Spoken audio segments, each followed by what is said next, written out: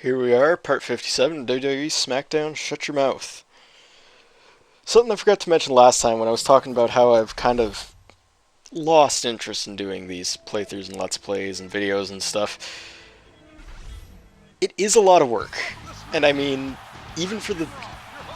I am basically just doing things a step above bare bones. And that is, I record my footage, I edit it into parts, and I do a little bit of minor editing here and there. I am not really adding any big titles, I am not adding any major effects besides the basic transitions. It's very... it's very basic. Call me Mr. Morgan.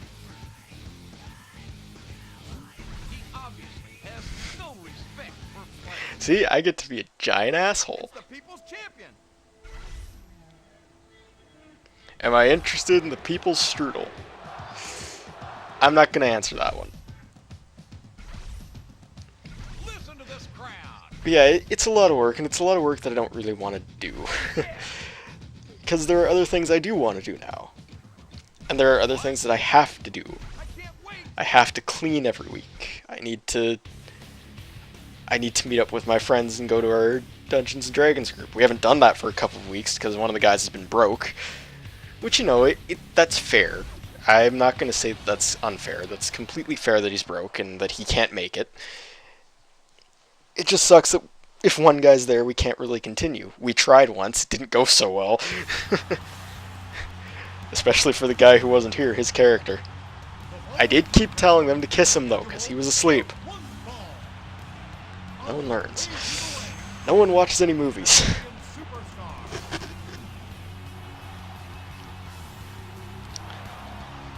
But despite all the work that goes into this, which is not much at all, but still, it's time-consuming, at least. It's busy work. That's the best way to put it. It's busy work is what it is. It's nothing complex. It's nothing that's going to make you bring out some programming book or bring out the help menu for whatever video editing program you're using. It's just busy work. But even if I do slow down on this, and even if I do stop it, one thing I wouldn't mind doing that would probably motivate me a bit more is if I had other people to commentate with me. Which is hard to do. I mean, sometimes you have to work around schedules, sometimes you have to find games that everyone would be interested in. But I wouldn't mind doing a commentary group or something. I'd completely take part in that, record games that I like, let them see me play them, just sit back and shoot the shit with guys. Nothing wrong with that.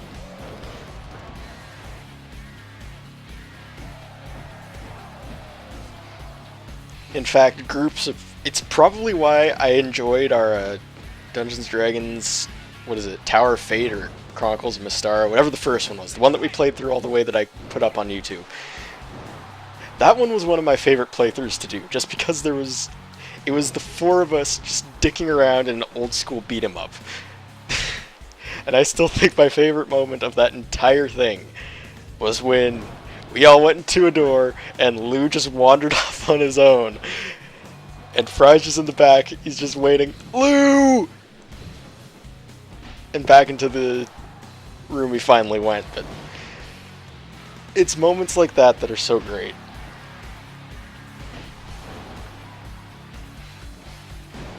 Fry and I have a lot of fun playing games. We haven't done that in a while. We should.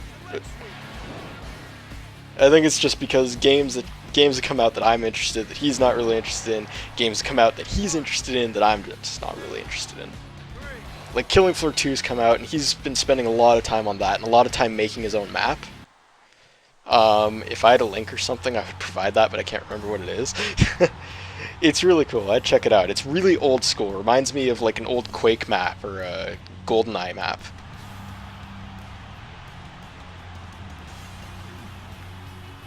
But no, apparently a lot of people are just more interested in playing old Killing Floor 1 maps.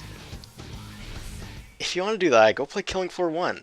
I mean, Killing Floor 2 is still it's in early access, and that's one of the main reasons I don't have it, because I do have the first Killing Floor. It took me like 4 years to get it, but I do have it.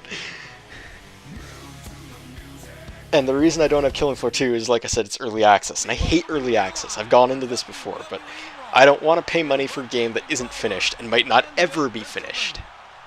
I did it once with Minecraft, and I only did that because I didn't know. And I'm pretty sure I've said that before, too.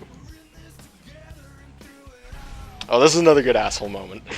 Get me a coffee all the way from the World Restaurant. Apparently I went with them.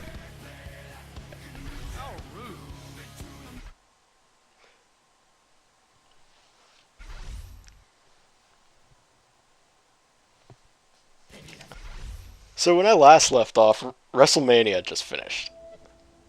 Now we're 2 pay-per-views later and Payback just finished. Payback, that's what it's called? Yeah, I think so.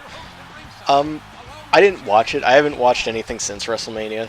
Or I've barely been watching wrestling since WrestleMania. It's something I go through spurts of. But in the end, it's something I always go back to. And the only reason I don't watch it is because I'm doing something else, like I've always said. And usually, I don't usually watch Smackdown, and I don't have the network, so I don't watch Main Event or NXT. Although, if I did have the network, I would watch NXT all the time. Excuse me. So, usually, it's just I'm watching Raw. But my D&D group always met on Mondays, and more often than not, we're there till late at night. If it's like 11 o'clock at the earliest is when we go home. So obviously I've missed Raw at that point. And I mean, I could stay up and see the later show that starts at, I don't know, when do they rebroadcast Raw here? I think it's 10 or 11. But still, that's 3 hours and I have to stay up that late. And I just don't want to stay up that late anymore. I'm completely fine going to bed at like 11 or 11:30 these days. I may stay up on my laptop until 3 in the morning. Usually I don't anymore. Usually it's only not even 2 in the morning. I try to settle myself down and go to sleep at 1:30.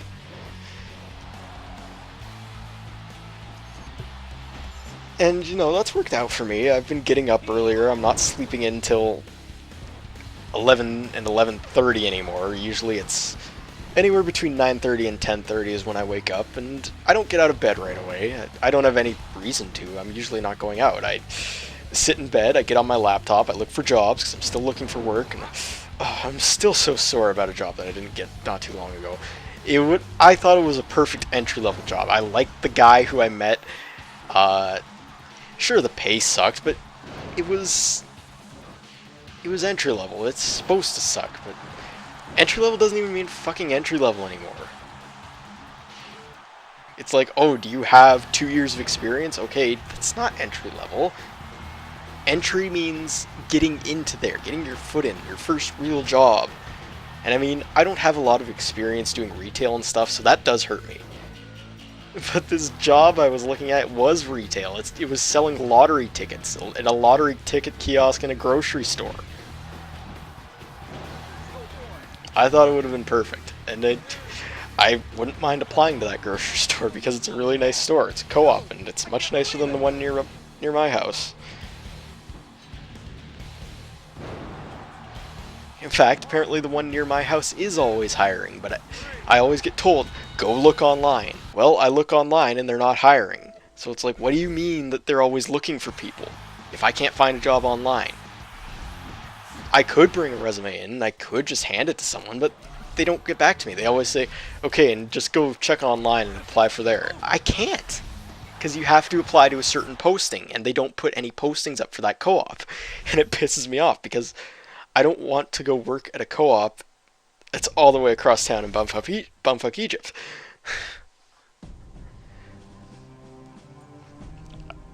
I mean, I'm not saying I wouldn't travel to a different co-op, because or any store for that matter in that chain, or like, what's the word I'm looking for, in that industry, Like, I wouldn't mind working at a Safeways or a Walmart. Well, actually, I would mind working at a Walmart, so let's cut that one out. But I wouldn't mind working at a Best Buy. I'd say a Target, but Target just booked it out of Canada. I can see why, by the way. I mean, Target's supposed to be like an alternative to Walmart, but it was also expensive. Everyone would just go to Walmart instead. And you know, for how expensive it was, they didn't really have anything on the shelves. They never kept their shelves stocked. So, obviously, it's a... At least that was just the one near me. I don't know if others like that, but it went out of business, and it had to have gone out of business for a reason. It's that simple.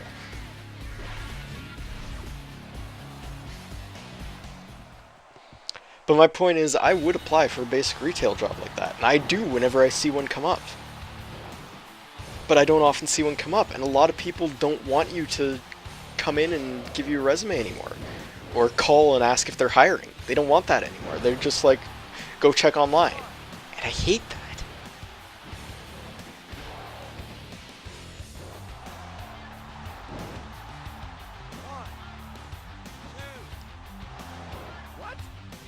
But hey, I'm still out there, I'm still looking.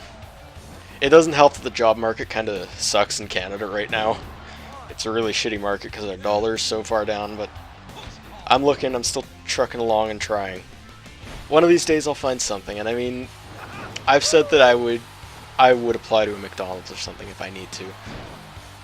My dad thinks it's a stupid idea, and that's why I haven't so far. I'm trying to prove a point here that it's what I have to do, but, you know, you gotta do what you gotta do. Eventually I'll just have to sit down and do it.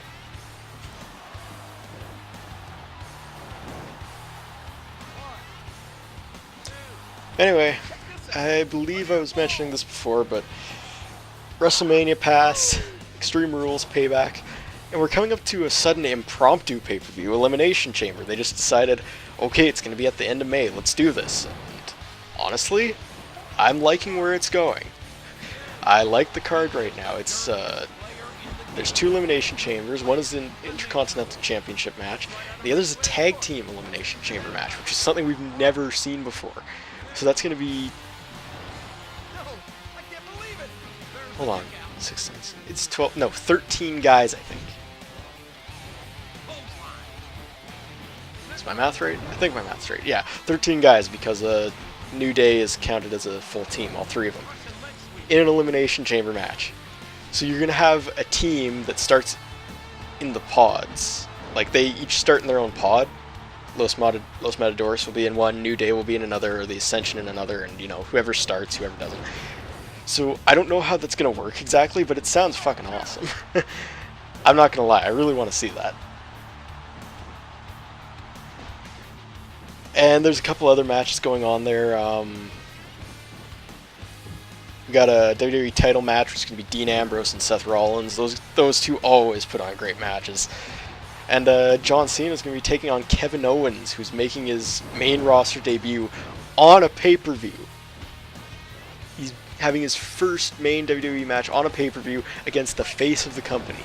If that doesn't say they see something in Kevin Owens, and they should, he's pretty awesome.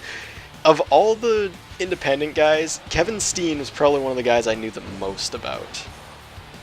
It was him and CM Punk, I think, I'd say. And Bryan Danielson, Daniel Bryan. Those guys I've known a lot about. The other guys, not so much. I mean, I don't really know El Generico, I don't really know Tyler Black. But man, Kevin Owens, he's just going to do so well. The sky's the limit for him. I can't wait to see it. Anyway, we're actually about done here.